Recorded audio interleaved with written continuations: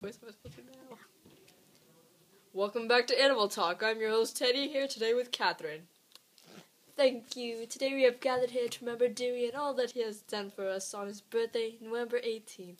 Dewey was always a good friend to all. He made everyone feel special. So how exactly did Dewey end up in the loving hands of Spencer Library in Iowa? It was the coldest morning in January. Someone dropped Dewey into the library drop box and into the hands of Wiki Myron, head of the library.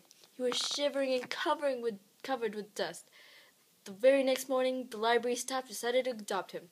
Seems to me it was all fate that brought him here. So do you have any pictures of Dewey? As a matter of fact, I do.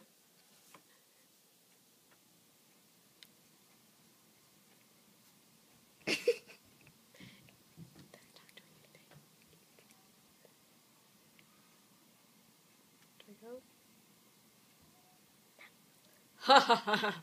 He was quite the joker, but he seemed to know what he was doing. Dewey knew exactly what he was doing at the library, and he knew it well. Who came up with the name Dewey?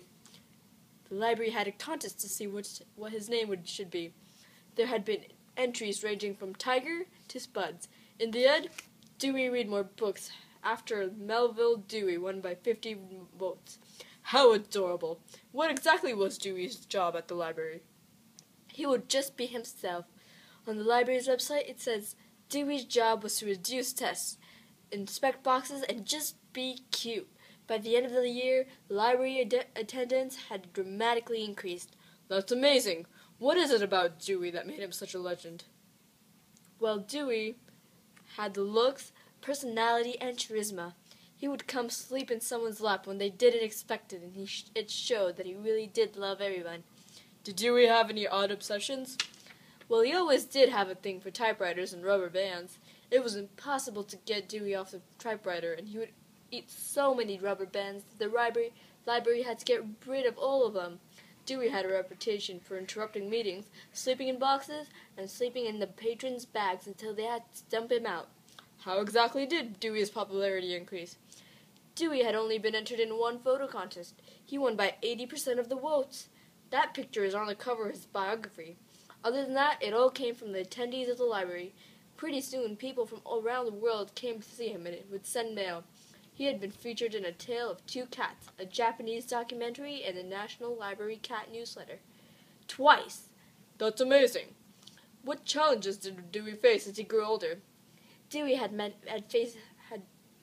faced many challenges. He grew tired and couldn't move around as easily as he used to. It was hard to find something for him to eat since he was such a picky eater and he only drank toilet water. He had diarrhea, arthritis, constipation, and hypothyroidism, and a tumor from cancer. He grew thin and his fur lost its color and grew matted. The library board even thought of taking him out due to his old age. The horror! That is absolutely ridiculous. Not long after, Dewey passed away in Wiki's arms on November 29, 2006. He had lived for 19 human years and was cremated on the library grounds. Dewey was a legendary cat who touched the world. To find out more about this lovely cat, read Dewey. Okay.